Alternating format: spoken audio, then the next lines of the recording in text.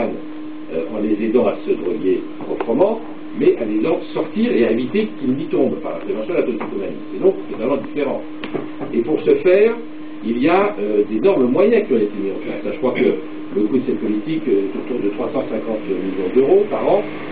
Elle repose sur plusieurs centaines de centres d'accueil et d'accompagnement et de réduction des risques dans lesquels sont accueillis des dizaines de milliers de toxicomanes, où là ils sont pris en charge par médecins, travailleurs sociaux, etc.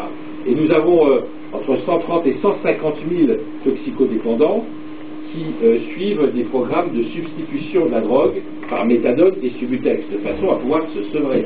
Il ne s'agit pas de maintenir ces jeunes dans la drogue, ce qui est le cas avec l'ouverture des salles de shoot, même si on présente plus proprement, mais de vraiment maintenir l'interdit. Je crois que le tabou de l'interdit de la drogue, c'est quelque chose de très utile pour les éducateurs, pour les médecins, pour les travailleurs sociaux, pour tous ceux qui essaient de sortir les jeunes. Il faut qu'il y ait ce tabou de l'interdit, parce que si demain l'État accueille des toxicomanes qui se droguent sous sa tutelle, il y a une espèce de banalisation. Quel est le message qu'on envoie à la jeunesse?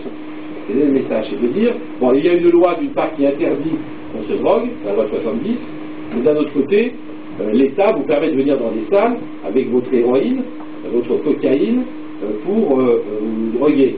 Il y a quand même une contradiction qui est d'incohérence insurmontable. La politique française a donné des résultats, ce qui fait que ces salles de shoot ne sont pas utiles. C'est ce qu'a dit le Premier ministre. Il ne s'agit pas de faire de l'idéologie non plus, il s'agit d'être pragmatique et vraiment d'être dans le soin, parce que les toxicomanes sont vraiment des malades, avant des délinquants, bien sûr, ce sont des gens qui souffrent. Donc ce dispositif que je décrivais rapidement tout à l'heure a donné d'excellents résultats, même si évidemment il faut toujours faire davantage. Il faut savoir que depuis que cette politique est en œuvre en France, nous avons divisé par 4 ou 5 le nombre d'overdoses mortelles. Aujourd'hui, nous avons 130 à 150 overdoses mortelles en France, c'est évidemment trop, mais contre 1500 en Allemagne. Il y en a 6 à 7 fois plus en Angleterre qu'en France, et il y en a 4 à 5 fois plus en Suisse, pourtant pays où il y a des salles de shoot, ainsi que l'Allemagne, il y a beaucoup plus d'overdoses mortelles. En matière de prévalence du sida, aujourd'hui, parmi les toxicomanes, il n'y a plus que 2% de personnes qui sont affectées par le sida parmi les toxicomanes. C'est encore trop, bien sûr, il faut encore faire des efforts, mais là aussi ça a baissé, ça a été divisé par 4 ou 5 ces 15 ou 20 dernières années. On a le même taux qu'en Suisse, par exemple, 2%.